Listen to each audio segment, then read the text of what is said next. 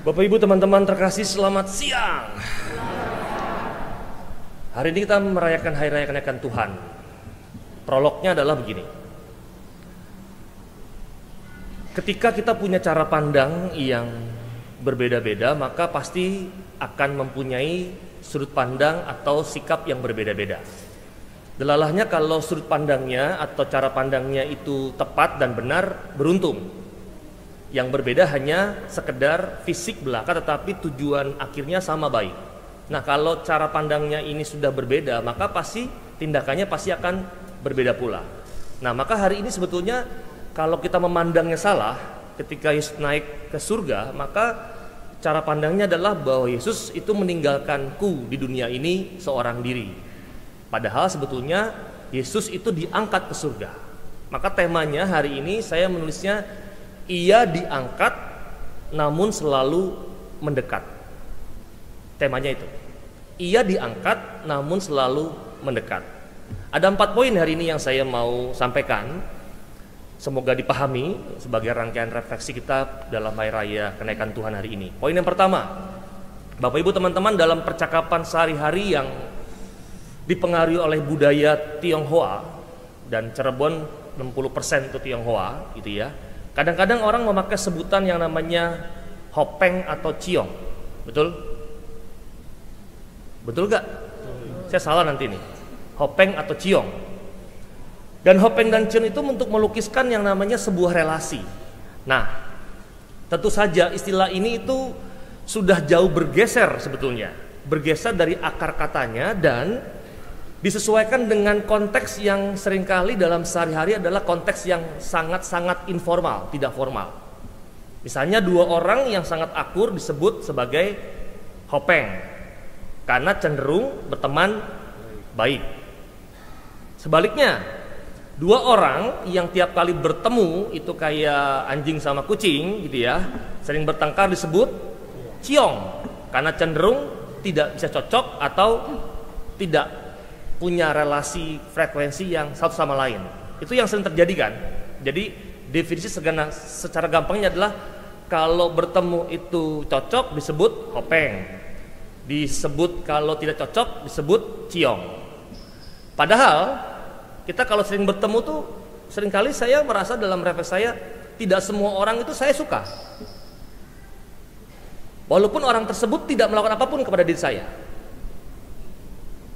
Pernah nggak merasa begitu?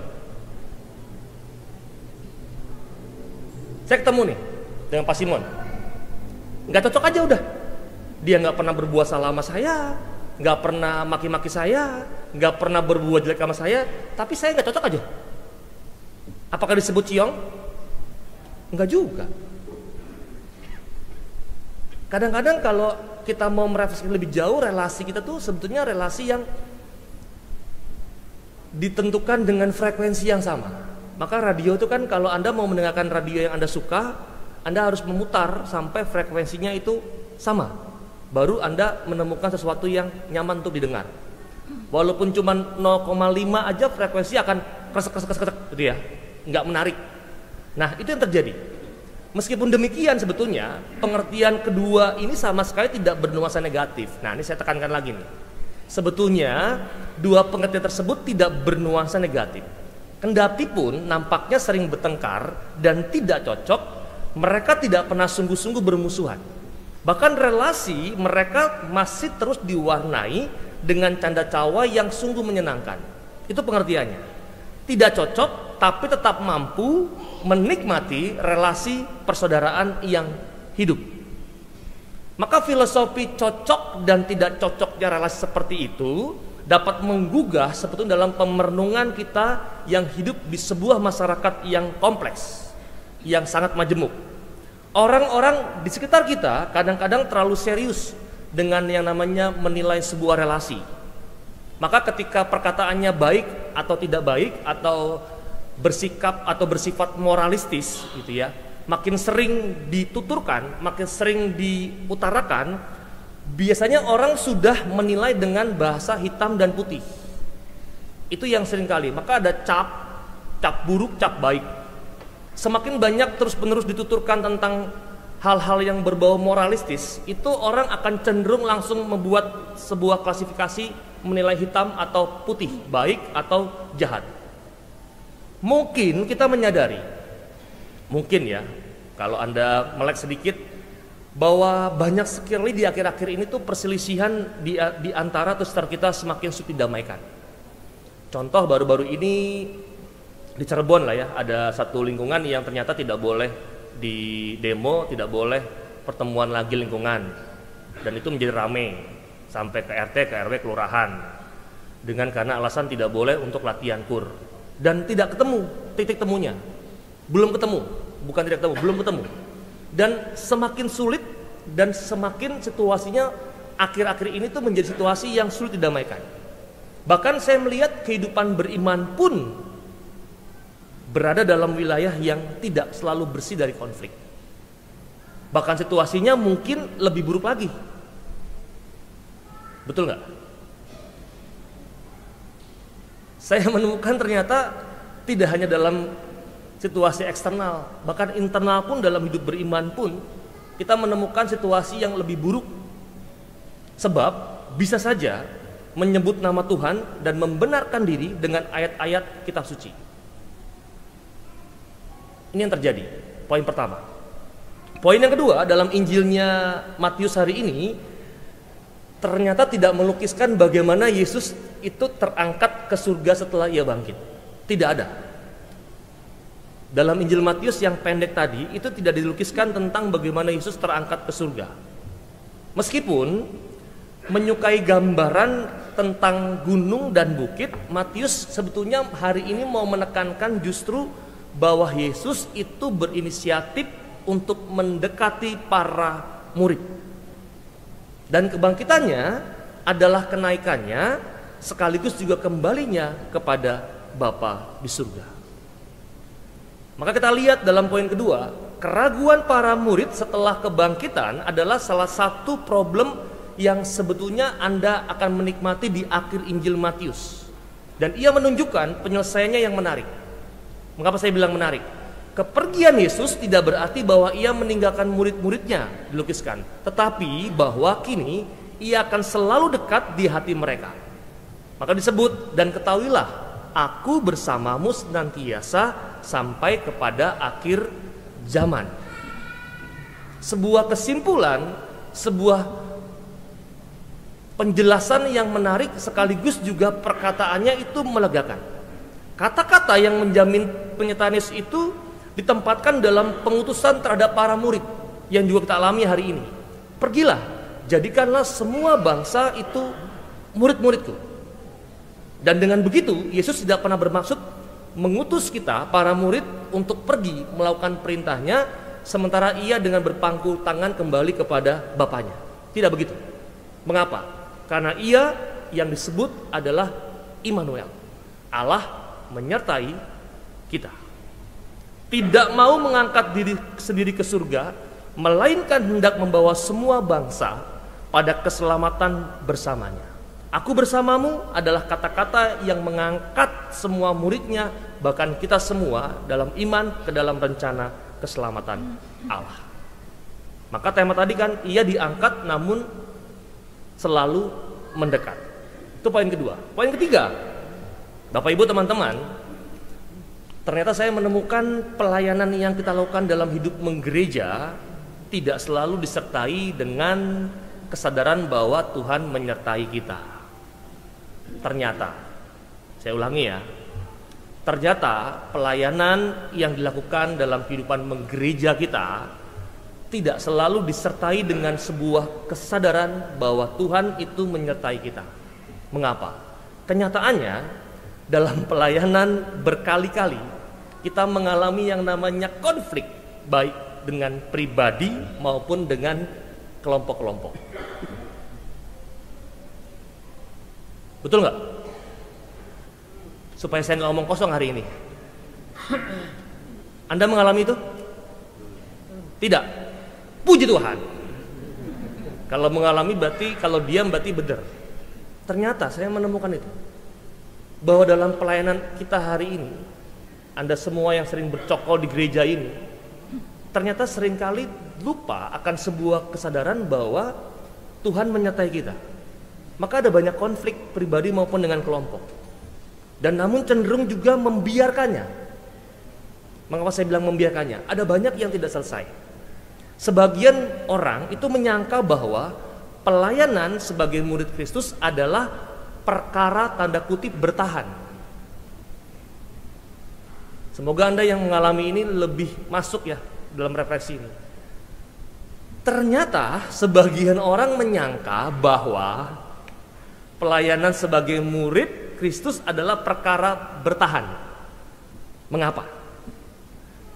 Ketika sudah tidak tahan lagi dengan komentar dan watak orang lain, orang bisa tiba-tiba menjauh dari semua hal yang berbau rohani. Maka ada yang kita mendapati orang pundung, pergi, menghilang, nggak jelas dalam pelayanan. Sebaliknya, sebagian orang yang masih tanda kutip bertahan dalam pelayanan, akhirnya malah menjadi pribadi yang individualistis atau bahkan menjadi pribadi orang yang sulit. Ini ekstrimnya dua ekstrim berbeda. Ya satu pergi dengan gampangnya, tegur sedikit, pundung, pergi. Di sisi lain yang bertahan itu dablek, menjadi orang yang sulit. Karena dua ekstrem ini tidak menyadari bahwa kesadaran bahwa dalam pelayanan Tuhan itu menyertai kita.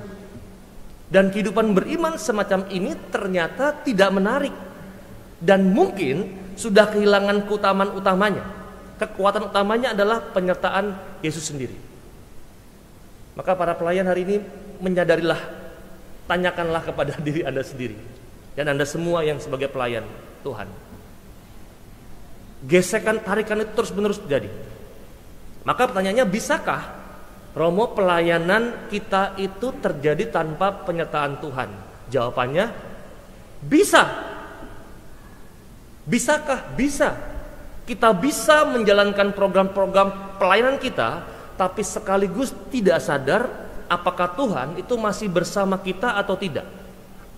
Padahal misi kita baru disebut berhasil kalau banyak orang, dalam kata kutip, dalam Injil semua bangsa mengikuti Kristus dan bukan hanya kita yang merasa puas dalam pelayanan. Maka dalam Kisah Para Rasul, dalam bacaan pertama, yakni ketika berjumpa dengan Yesus sebelum terangkat ke surga, para rasul juga diutus secara khusus. Problemnya adalah gini, pemulihan bagi bangsa Israel bukanlah yang terpenting. Maka mereka tidak perlu mengetahui masa dan waktu yang ditetapkan oleh Bapa. Karena Yesus menegaskan misi para rasul, tetapi kamu akan menjadi saksiku.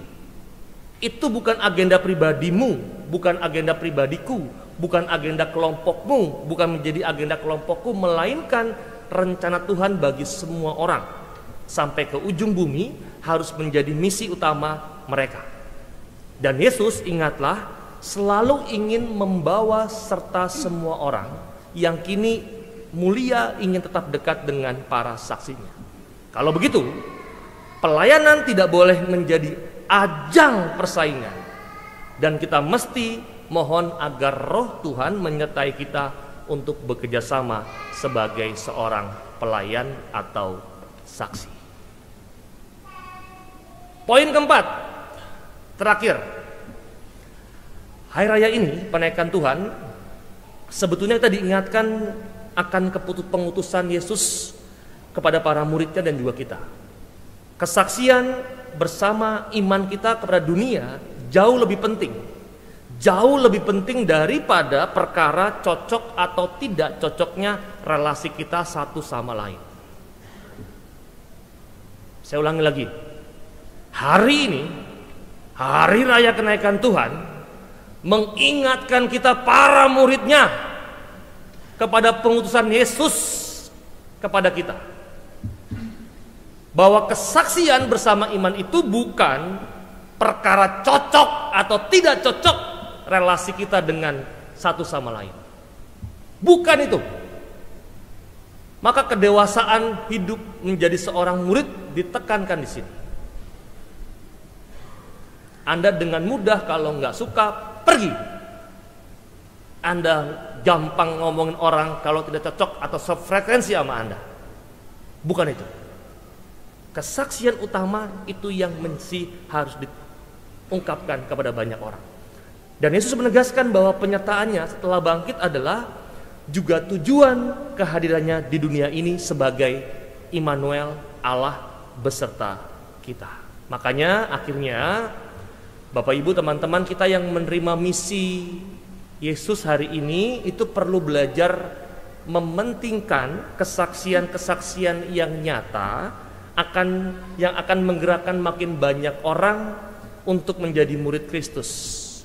Tetapi sebelum bersaksi kemanapun, kita mesti mengusahakan damai di antara diri kita dan relasi kita satu sama lain. Maka semoga kita mengupayakan dan mengusahakan relasi yang meneguhkan di antara kita saat melayani. Sebab Tuhan yang bangkit selalu beserta kita. Jelaskah? Maka hari ini tuh juga cuman merayakan liburan. PR-nya banyak hari ini. Anda pulang tuh PR-nya banyak nih. Berkat Tuhan, Bapa dan Putra dan Roh Kudus. Amin. Yes. Pulang tuh jadilah saksi. Tapi pertama-tama ciptakanlah damai dalam hati Anda.